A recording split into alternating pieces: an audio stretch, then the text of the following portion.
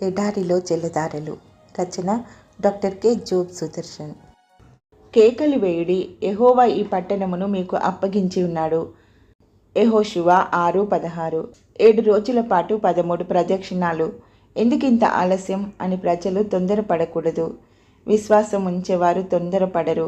7 సార్లు అయినా సరే వెళ్ళి చూడడానికి మనం సిద్ధపడి ఉండాలి. రాజులు 2వ గ్రంథము 18:43.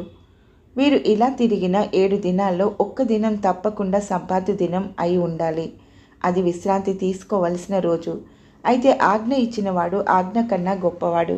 తనకు ఇష్టం అయినప్పుడు దానిని పక్కన ఉంచి తన ఇష్టాన్ని నెరవేర్చుకోగలడు.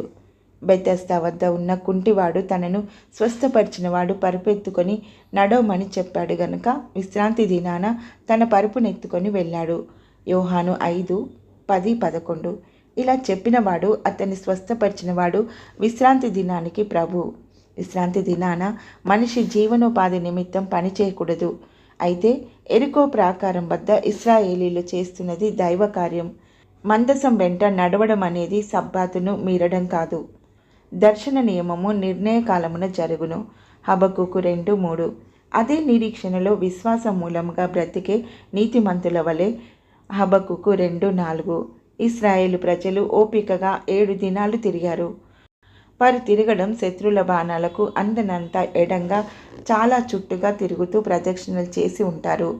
ఒక పట్టణం చుట్టూ పెద్ద వలయాకారంలో నడిచి వెళ్ళడం దూరాభారంతో కూడిన విషయమే. అయితే 7వ దినానికల్లా అలా తిరుగుతున్న ఇశ్రాయేలును చూసి శత్రువులు కొంత స్థిమితపడి ఉంటారు. కొన్ని రోజులు తిరిగారు, ఏమీ జరగలేదు. శత్రువులు కొంత ధైర్యం తెచ్చుకొని ఇక వినోదంగా చూడడం మొదలుపెట్టారు.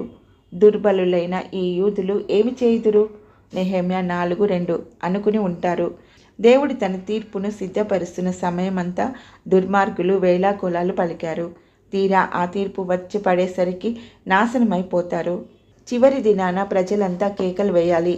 ఇవి జయ జయ ధ్వానాలు. సంఖ్యాకాండం 23:22. తమ మధ్య ఉన్న రాజును బట్టి ఆ జయధ్వని చేయాలి. ఇది విశ్వాసపు కేక. ఎరికో గోడలు కూలుతాయని నమ్మి ఎరిగి ఆ సంతోషంలో వారు వేసిన కేకలివి. వారు కేకలు వేస్తుండగా గోడలు కూలాయి. ఇది ప్రార్థన కేక. ఒక పెట్టుగా ప్రజలంతా దేవుని సహాయం కొరకు వేసిన విన్నపపు కేక. కేకలు వేస్తుండగా ఆ కేకల ధ్వనిని ముంచెత్తుతూ బ్రహ్మాండమైన ఉరుము ధ్వనితో ప్రాకారం కూలిపోయింది. ఇది చూసేవారికి గొప్ప భయం గొలిపే దృశ్యం.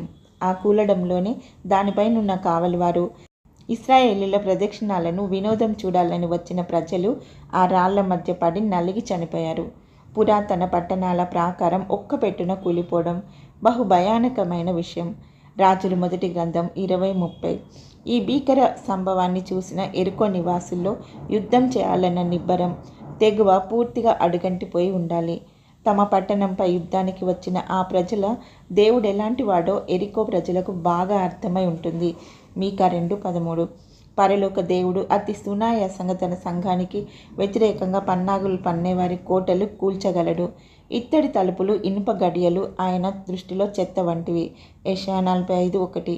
కోటగల పట్టణంలోనికి నన్నెవడు తోడుకొని పోవును? కీర్తన 66. మనం నమ్ముకున్న మన దేవుడే.